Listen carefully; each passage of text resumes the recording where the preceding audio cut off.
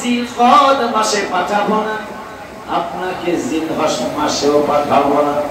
যারা বেয়াদবে রাসূল হবে এরা তাইলে কইব মুহররম মাসের কারণে নবীজি সম্মানিত। নাউযুবিল্লাহ।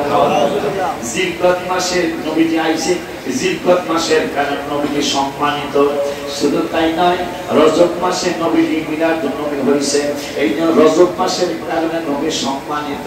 আমার আল্লাহ না না না না না আর বাহাতুন হলো 4টা মাস আমি সম্মানিত করেছি, এই 4 মাসের এক মাসও আপনারে পাঠাবো না, কারণ এই 4 মাসে যে কোনো মাসে যদি পাঠাই তাইলে বেয়াদবে রাসূলেরা কইব এই মাসের কারণে নবী সম্মানিত হয়েছে।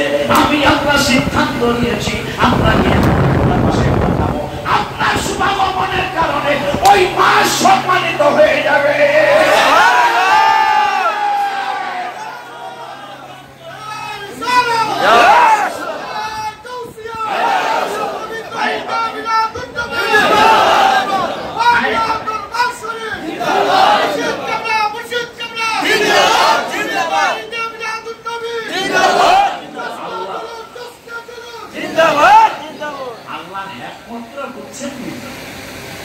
কোরআনে ঘোষণা আরবাতুল হুরুম, আরবাতুল হুরুম 4টা মাস সম্মানিত। আল্লাহকে এই 4 মাসের এক মাসও বাড়াইতাম না।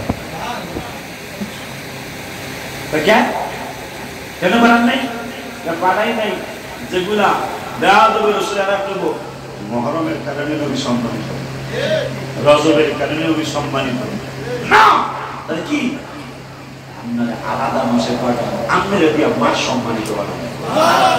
বিচ্ছিন্ন আব্দুল হক মুহাদ্দিস, এই ভারতীয় মহাদেশে যারা হাদিসের চর্চা প্রথম করেছিলেন, মাসাওয়াতাতুস সুন্নাহর মধ্যে তিনি লিখেছেন লাইলাতুল কদরের চেয়ে রাসূলের শুভাগমনের রাতটা বেশি দাম। সুবহানাল্লাহ।